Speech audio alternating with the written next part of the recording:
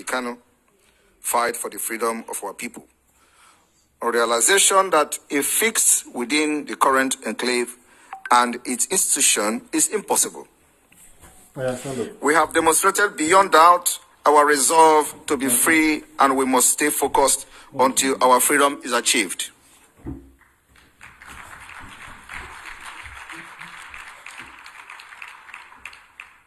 Biafra people rights to self-determination, self-preservation, and a secured homeland are at odds with the British imperialism and the insatiable appetite for economic exploitation of the nation on the one hand, and the Arab-Muslim expansionism on the other hand. As our late leader, Chukwuemeka Odumegwu clearly described in one of our fundamental documents, the Ahira Declaration, these forces at play remain unchanged despite the passage of time. As in 1966 subjugation and unwarranted massacre of Biafra of thousands of Biafrans are the main reason for our agitation for independent state of Biafra, which must confront the dual evil of British imperialism and Arab-Muslim expansionism. The confluence of these two evils in the principal reason Nigeria is structured to fail. It is also the singular reason Biafra freedom from Nigeria is inevitable, even though it is also the greatest impediment.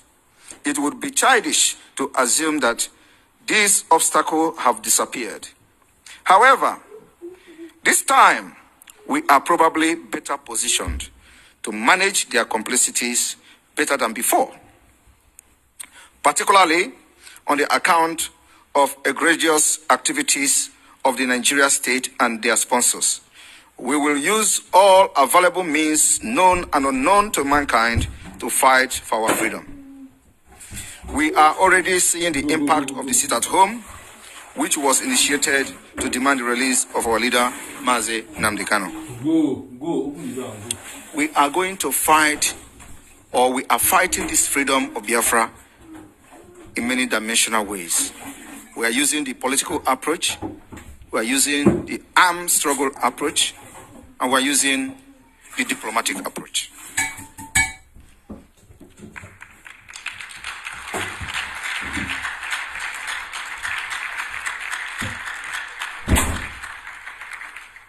The political approach and the diplomatic approach is the reason why we are here today, gathered in our numbers from all over the world.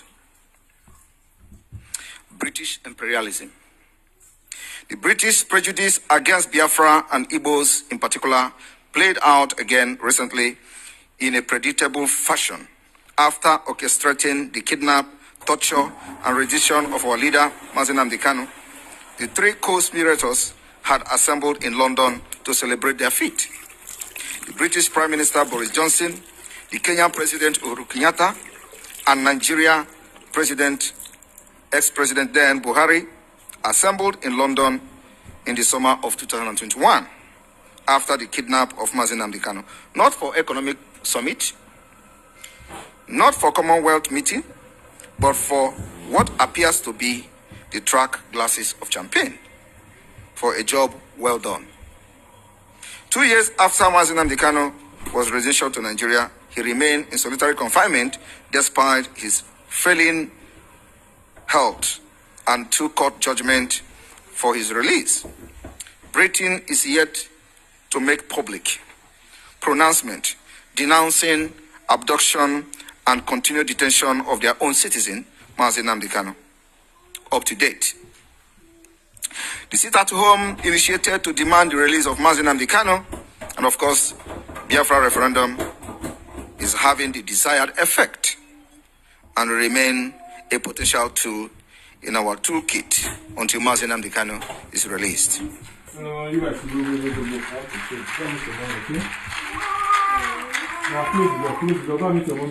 In one of Buhari interview in London, he justified his policies and marginalization of the Southeast by claiming the region did not vote for him.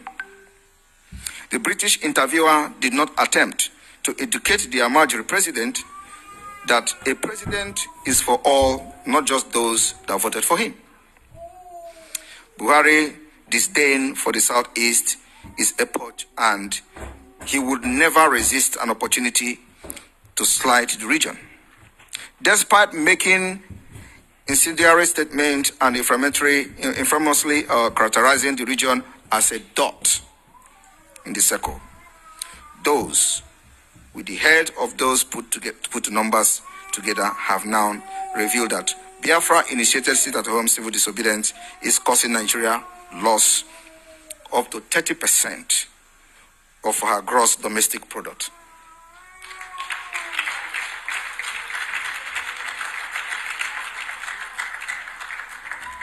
This is amounting to tens and tens of billions of dollars in loss. So a dot can translate to 30% of the domestic product.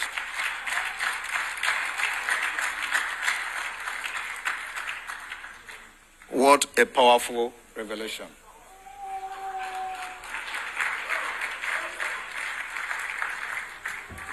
For a region maligned with all manner of names, including landlocked. I also want to inform every one of us here today, even if Biafra becomes landlocked, we are not going to be the first country to be landlocked.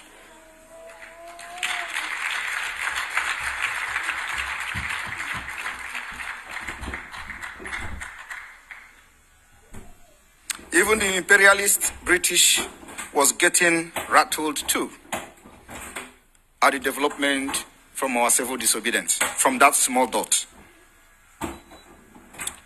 If Britain was disposed to a Nigeria president from the Southeast, they would have probably been able to persuade one of the major parties to field a candidate from the region, especially because it was the region turns to produce the next president.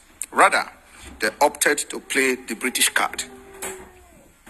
They called P2B to 10 Downing Street and got him leave his party, PDP, and then run under the platform of a fringe party, Labour. Britain know that P2B could not win presidential election running on a fringe party platform. But in P2B, they saw an opportunity to use one stone to kill two birds.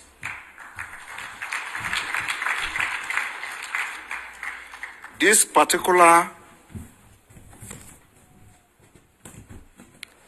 evil were rejected by almost all of you here.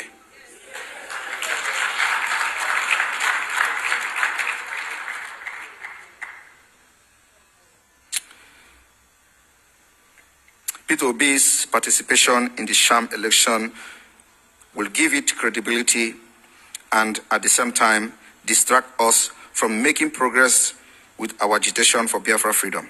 But all those pranks failed woefully.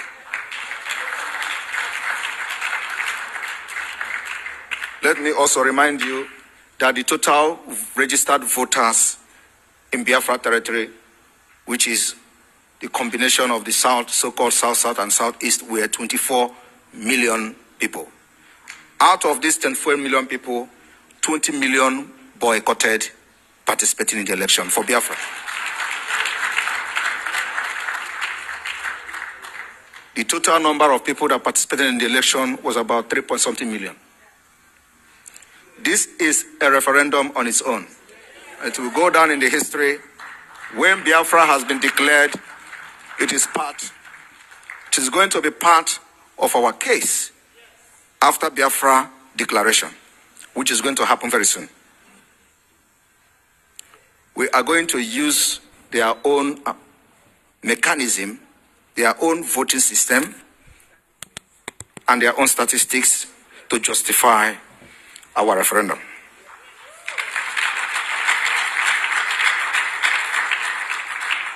Our struggle has made giant stride, and we are ever closer to our freedom. The Arab-Muslim expansionism as variously expressed by northern leaders, including former Kano State Governor Wankwaso and the current Vice President Shetima, who is, by the way, was the founder of Boko Haram. Marginalization of Biafrans and the Igbos in particular has become unwritten policy of the Nigeria state. The marginalization plays in several spheres of national life, from resources sharing to lack of appointment of Biafrans to sensitive position. There is a scandalous lack of infrastructure in Biafra land, indicating absence of the Nigeria federal government. The few federal roads that exist are poorly maintained.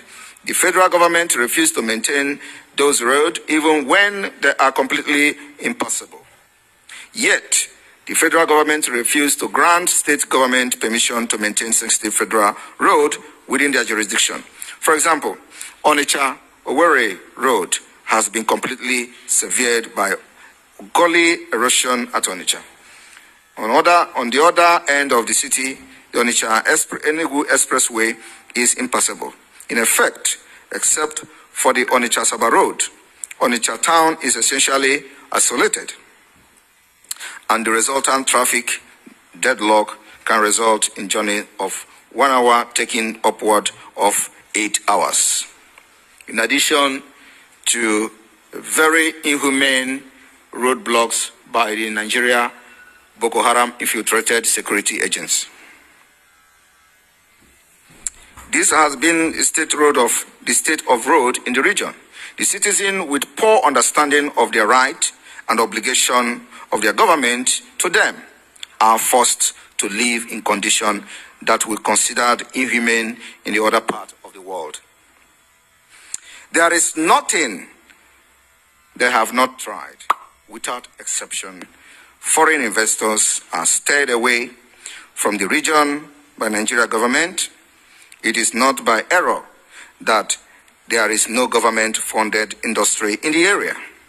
No functional international airport, no railroad, no seaport, despite the fact that Biafra covers the largest segment of the Nigeria coastal exposure. Yet, they accuse you because of the civil disobedience for just 2 years. But for the past 50-something years, there is nothing to show for Nigeria presence in Biafra land. There is nothing anybody can do today for us to step back an inch. It is not by error that they are doing all those things they did, or they are doing at the point. In fact, the Niger Delta is the only major river delta in the world without a seaport. By comparison, Nile Delta has at least 2 seaports. Mississippi Delta has 7 of the 50 largest seaports in the United States. The Gangs 2 seaport in the Brahmaputra Delta has 4 seaports, 2 each of the Indian, Bangladesh part of the Delta. Nigeria is possibly also the only country in the world actively pursuing policies to marginalize and strangulate its otherwise most productive population of 70 million Biafrans as we have it today. The lack of the national inclusive agenda has been the pain of the country. It's always been different ethnic nationalities pursuing sectional agenda, with those in power pursuing policies that adversely affect the others, again underscoring the absence of nationhood.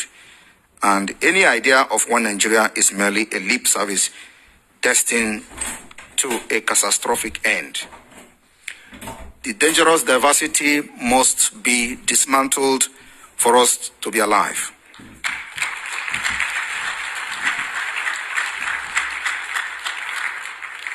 The process of dismantling this particular dangerous devices is the reason why we are here today. And the destruction of it will start today. Biafra extrication from Nigeria need not to be further delayed. The re-emergence of Biafra agitation of noun liberation was initially anchored on poor governance and marginalization. However, the agitation and the liberation quickly changed to self-preservation after the US-led NATO forces deposed the Libya leader Colonel Muammar Gaddafi. It is widely believed that Islamic militants from that war soon set their eyes on Nigeria, with the invitation of the northern politicians and Muhammadu Buhari when he invited them to enter Nigeria without visa. The wanted power returned to the north. The terrorists under several identities, including Boko Haram, ISWAP, Fulani herdsmen, and etc., quickly established presence in Nigeria. Their first footprint was abducting 300 Chibok girls from their school. The failure of the international community to rescue those girls emboldened the terrorists. Since then, they have acted with impunity and have taken a wide range of targets, ranging from invading military installations and killing soldiers, invading indigenous communities, and butchering scores of people, which has occurred with regular frequencies. Remember, those military people that they are killing are those who are not in alliance with them, because they have those in the military who have alliance with them and have oath of allegiance to give them information, and all agenda is to Islamize Nigeria. It was not long before elements from the north started verbalizing that Fulani in different parts of the world are Nigerians. We all see that on their national dailies and national newspapers, and even in televisions when they come online to tell you that Fulanis from all over the world are Nigerians, with express invitation for them to come and settle in Nigeria. These are people that were ranked number 4 most deadliest terrorist group in the world. To settle in Nigeria, they would need land, and to get land, they are not buying it. Unlike the Biafrans, go anywhere in the world, from Nigeria to other African countries, we buy land, we build a house, we pay for it. Rather, they are forcefully invading indigenous communities and forcing them out of their land while leaving many dead. Those that survive the attack end up in internally displaced people's camp.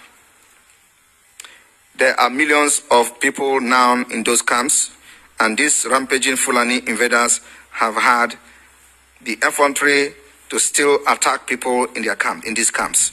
The Fulani-controlled Nigeria state desire to increase Fulani population in Nigeria explain why the security operative have not been helping in checkmating or checking these activities of the invaders. In many instances, the security operative have been accused of aiding terrorist, inhuman activities, as they have not done much to stop them. In many instances, we saw where community leaders come out openly and publicly to lament that during the attack and massacre of their people, the military were sharing these massacres, those killing their people. Retired General Theophilus Danjuma has publicly accused the military of complicity and encouraged citizens to arm themselves for self-defense, because people waiting on protection from security operative would end up being killed and kidnapped by their vendors. After this call, it is only the Biafra people that have lived up to the expectation of many people in the northern Nigeria. And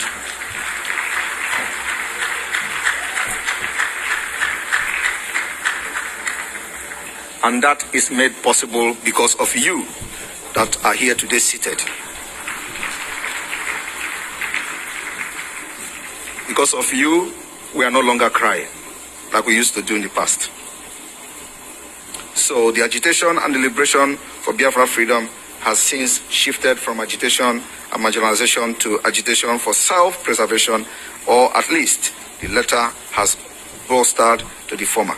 Despite their unimaginable crimes against humanity, Fulani leaders will go to any length to minimize and normalize Fulani jihadist atrocities in Nigeria. Nasir El-Rufai publicly stated that kidnapping is Fulani people's business, and shockingly linked it to Igbo people dealing on motor parts. This is very absurd. The kidnappers invade communities and abduct people or lay siege on the road, and often unsuspecting travelers are their victim. Civilians from every part of Nigeria has suffered and has become the biggest victim, including women and children. People who are not able to pay ransom are killed in front of their abductees and their body parts sold for money. Is this my imagination that Nigeria, in other hands, and the other part of Nigeria, except Biafra, are not doing much to checkmate Fulani atrocities? As being aided by the Nigeria state through their Boko Haram infiltrated Nigeria military, but Biafra frequently run into confrontation with the terrorist military, who are not deployed to protect the people, but to kill them extrajudicially. Today we see forceful disappearance of Biafrans in our own land by the Nigeria state. The political class who routinely go to northern Nigeria for the indoctrination and the oath swearing have become willing tools, people like Hope Uzodinma, with which the oppressors utilize in implementing their civil agenda against Biafra people. It is only in Biafra land today that you see military bombardment without officially declaration of war. The Biafra land has witnessed air raid, air bombardment, ground bombardment, and even attempted sea bombardment. We have seen them come into alliance with India and many other countries in so-called naval, whatever, military training or building relationship and ties. It is all because of the upsurge of this particular Biafra liberation and the way we have been able to protect our land, making sure that we buy sophisticated weapons.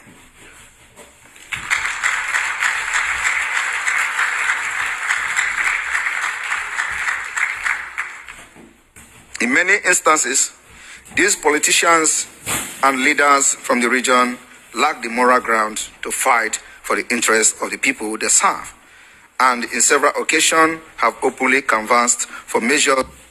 Give me the reason. Am I staying only?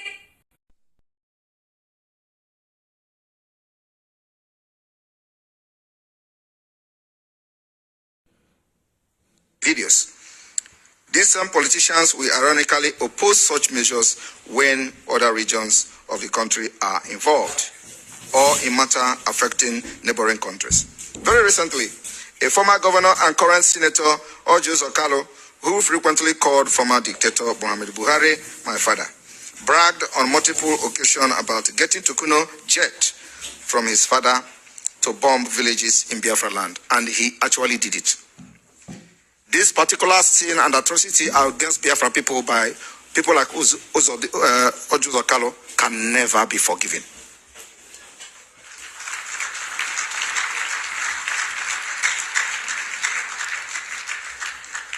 This same senator openly advised against sending the military to Niger Republic when it seems that Nigeria was working with the foreign interest to intervene militarily in Niger following the coup that removed Mohamed Bazoum from power. One of the senators' reasons was that people in Niger Republic are brothers. Does it mean that those in Biafra land are not brothers? Indicating that people in Biafra territory, for which he would proudly send military jet to bomb, are not his brothers. But these are the people that voted him into power to become a senator. Without them, he will not be at the National Assembly. But he is very quick to order the military bombardment of this particular region. There have been instances of military invasion of villages with associated indiscriminate killing and destruction of property in Biafra land each time gunmen attack military personnel. they run away from the gunmen and attack women and children in revenge. That is not what military should be doing. That is not the rule of engagement. The rule of engagement is not to go after civilians who have done nothing to you. We have our defense forces in Biafra. If they feel that our defense forces has neutralized them, they should go and engage them, because they have a gun, they have machine gun, they have GPMG, they have anti-aircraft, they have many sophisticated weapons to use to engage them. So why don't they go and engage those with the machine guns, but no, they go after our women and children. And this is unacceptable. At the end of the day,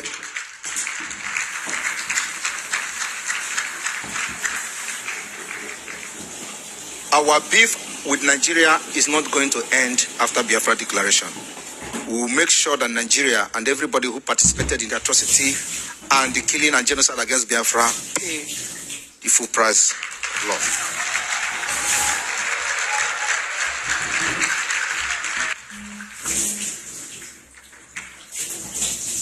Likewise, the National Defense Academy Kaduna was attacked by terrorists and many soldiers killed, but there were never a reprisal attack by the military around the community that is hosting the Nigeria Defense Academy.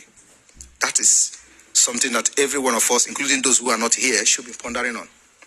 How many times have military went out there in the north to kill and burn villagers because Boko Haram attacked them? Boko Haram is not fighting like us. We are fighting a different cause. We're fighting for the right to existence. Boko Haram is fighting for Islamic State.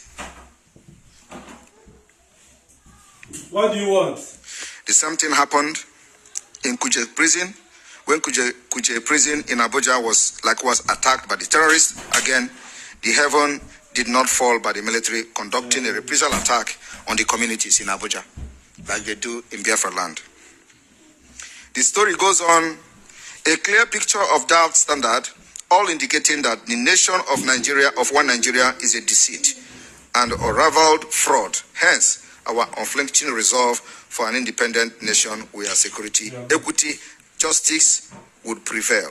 Many military officers have been slain by terrorists in the north, and many indigenous communities have also become victims. However, when these terrorists are caught, the government claims to rehabilitate them with virtually no accountability for their crime against humanity. Rather, they are given a variety of favorable treatment, including placing them in the military, police, and custom. By contrast, people carrying flag in Biafra land and agitating for good governance and self-determination are marked as extrajudicial killing, and they call us criminals and terrorists, while we have not harmed anyone who did not harm us. I am very, very proud today that I am part of this particular generation.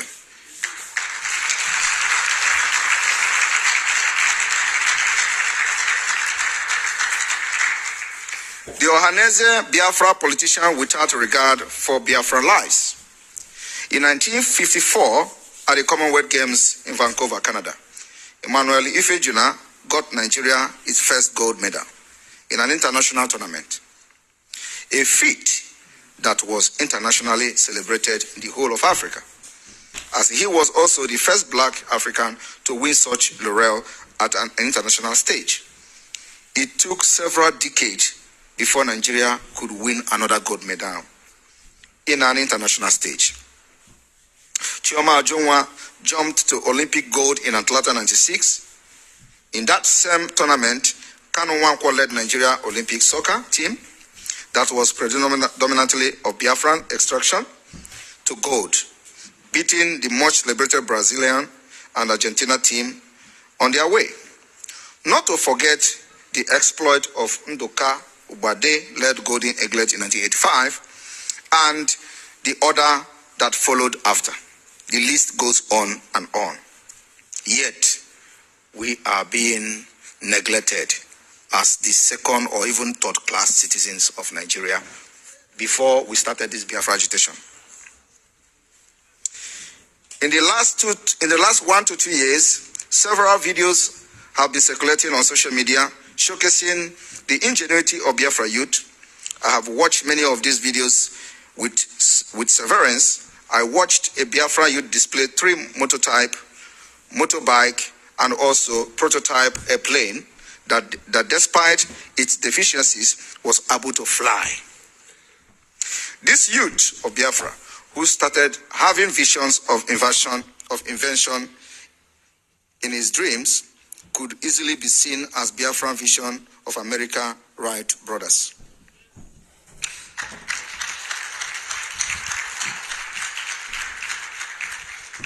Another of this youth built a remotely controlled drone.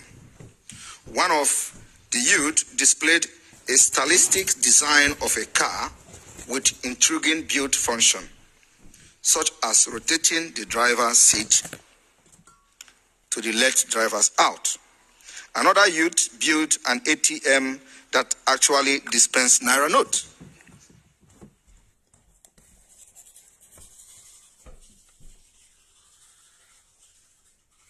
Prototype for refining crude oil and generating electricity that actually light up electric bulb.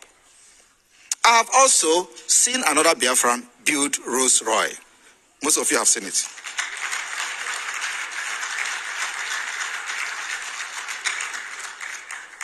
Last but not the least, another built a pole ladder and demonstrated its use in excavating sand and possibly dumping it in a desired location. A country that is looking for talent to make it great would readily latch into this talent. But Nigeria would rather kill your talent than utilize it. Particularly if you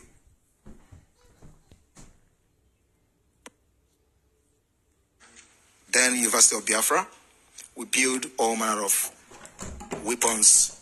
Nigeria, instead of leveraging into that, they destroyed it.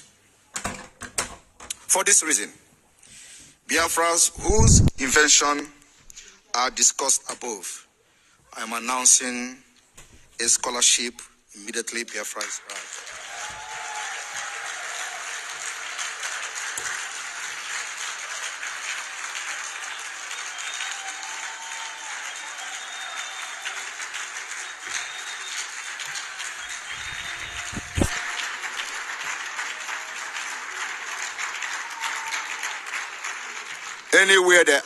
Anywhere they are today, they will be the first Biafrans to enjoy scholarship to develop for Biafra.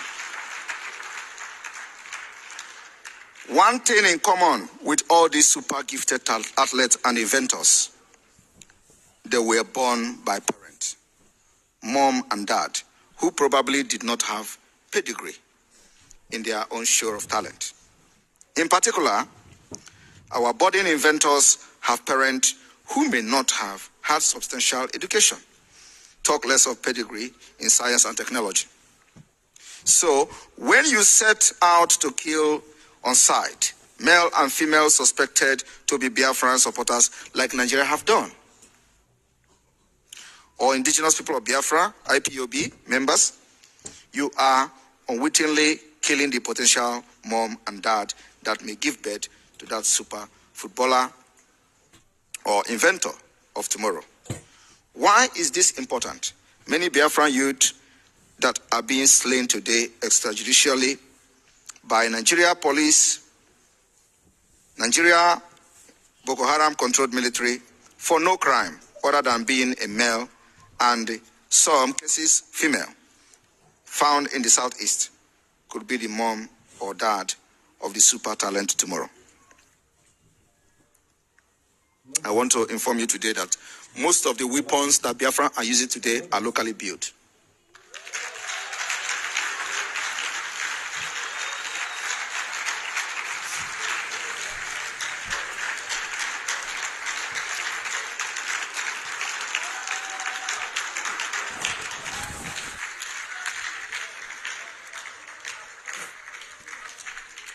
We have activated the Ogbunigwe battalion.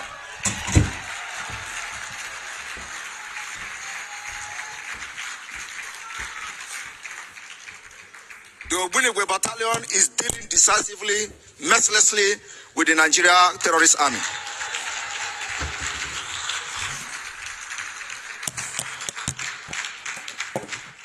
Most countries of the world deploy their military to protect their citizens, but not to kill them.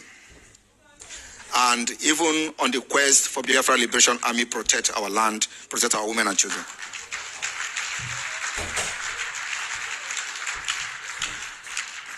Our guns, ammunition, and weapons is channeled to Nigeria terrorist state and their agents. And it will continue to be so until the day we will leave Nigeria.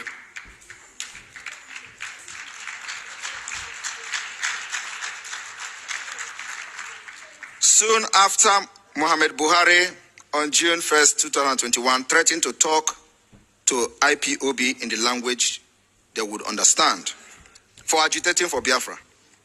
The Inspector General of Police, Baba Usman, instructed his officers to kill them. Kill all of them, and don't worry about human rights. It is there on record. The administration, after this speech, we saw the massacre of Biafrans like never before. I personally cried 3 times during some of the broadcasts.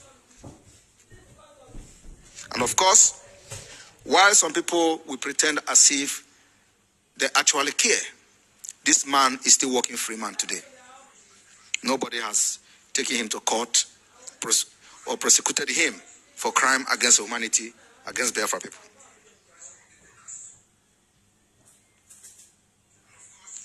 The administration reshuffled its security apparatus to ensure Igbos are removed from strategic positions in order to carry this very well.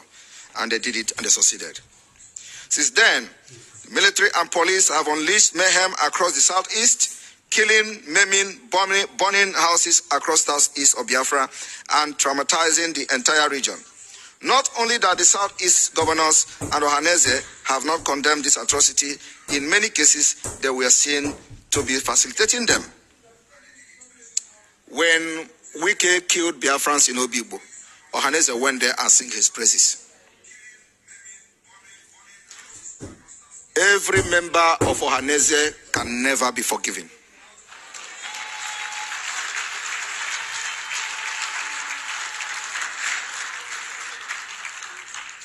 And I hope they are listening to me. I have never said anything and we didn't do it.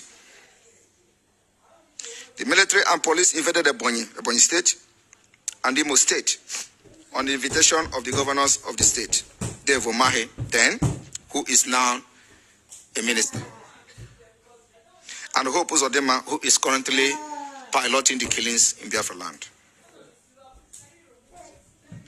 Apparently, in a race for who would pacify their Fulani masters more by killing the people they are supposed to be protecting.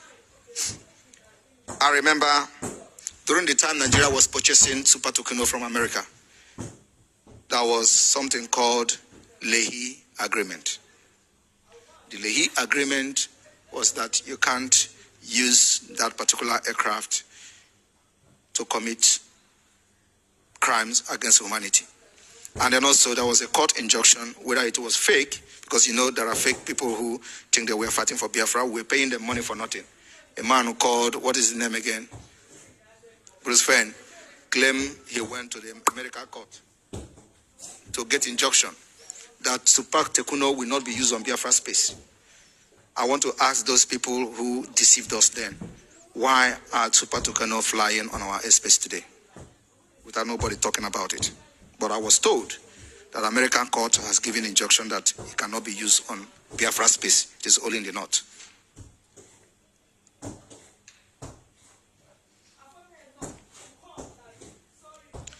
At that time, Buhari expressed determination to get rid of miscreant. They call us miscreant because we ask for our right. I want every one of you to look at yourself. Are you a miscreant? Thank you. We have professors here, we have doctors here, we have business people here, we have decent people that do decent job. All of you are here looking very decent. I'm not seeing any miscreants.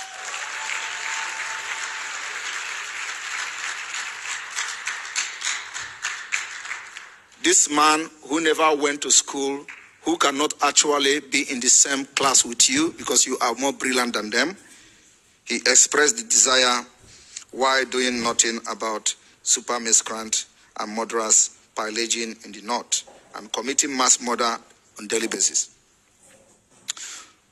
For the avoidance of doubt, let it be said that there are no miscreants in the southeast.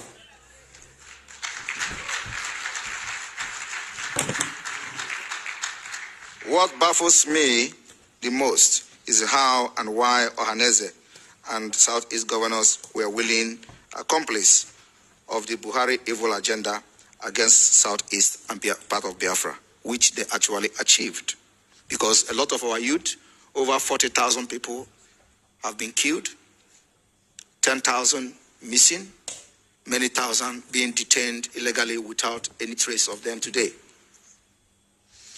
And like I said again, those who are part of this crime can never be forgiven. We are taking record of them.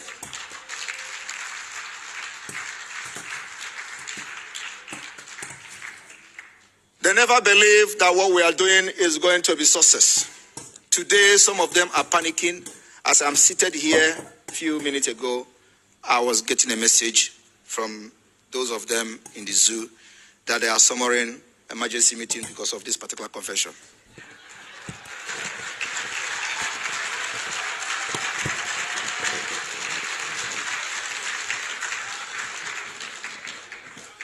And like I've always said, I am very, very closer to them than they can ever be to me.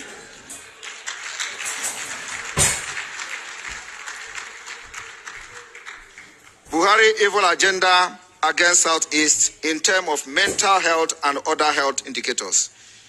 The long-term effect of these unwarranted killings, destruction of life and property, and exposure of large segment of the population to trauma is a subject of another discussion. By the time the military, the terrorist military and police were done with their initial incursion, the Ohaneze on August 4, 2021 commended them for bringing back safety, which literally meant thank you for killing our people. Ohaneze, after this Finland convention, will be haunted by Biafra people.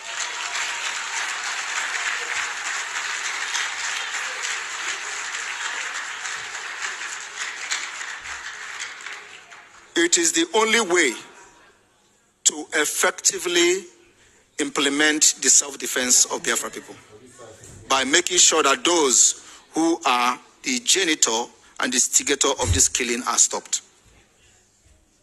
Without them, no Fulani will have the impetus to come to our land.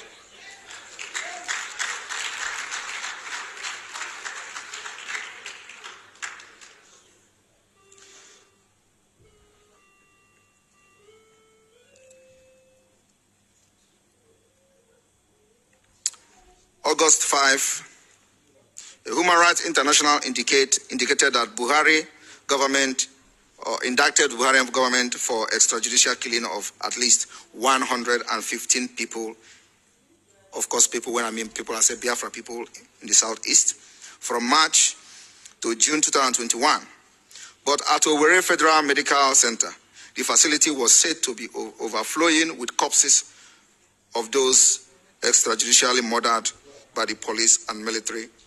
On October 3, 2021, the facility and the state government issued a public notice for corpses to be claimed within 2 weeks. All this happened before our very own eyes.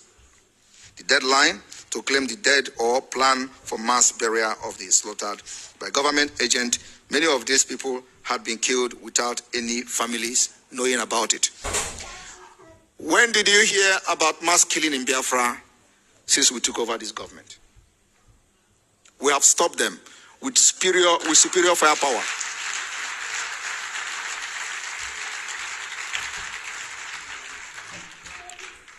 Biafrans have stopped Nigeria from this atrocity with more superior firepower.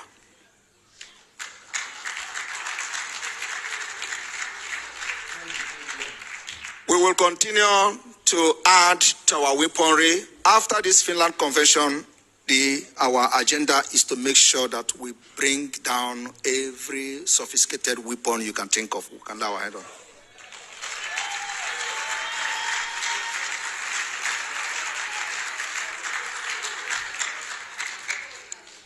Subsequent and repeat indiscriminate military police killing and burning of homes in Imo State, Abia, Ebonyi, Enugu, and other parts of Biafra land have occurred without any meaningful condemnation from Ohaneze nor the governors.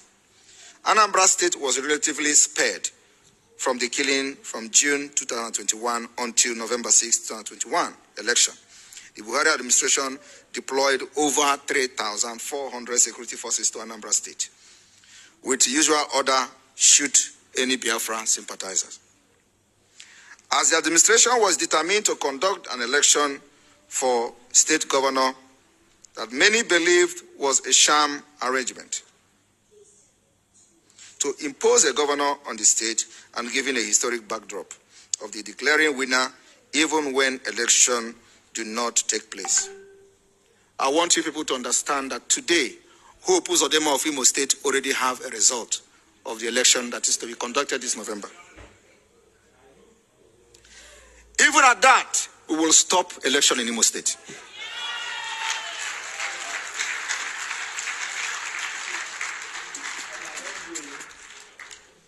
In addition, politicians have notoriously disappointed by not serving the people. Rather, they siphon public funds for their personal use. The result is lack of infrastructure development and deterioration of the few existing ones. All this military deployment in the southeast are happening in the face of unimaginable insecurity and wanton loss of life in the north, orchestrated by Boko Haram, ISWAP, Mayete Allah, Fulani herdsmen, bandit, and etc., etc. But the President Buhari administration was not interested in deploying the military to the north against ethnic Fulani, regardless of their criminality, at least not to the extent of killing them. Rather, the military and police, predominantly from the southern Nigeria and the Middle Belt, are frequently the victim of the attack. And there was never a military or police revenge mission on the communities this attack occurred. We are frequently told that a large number of them have repented, which makes way for them to be rewarded with placement in the military, police, and other agencies.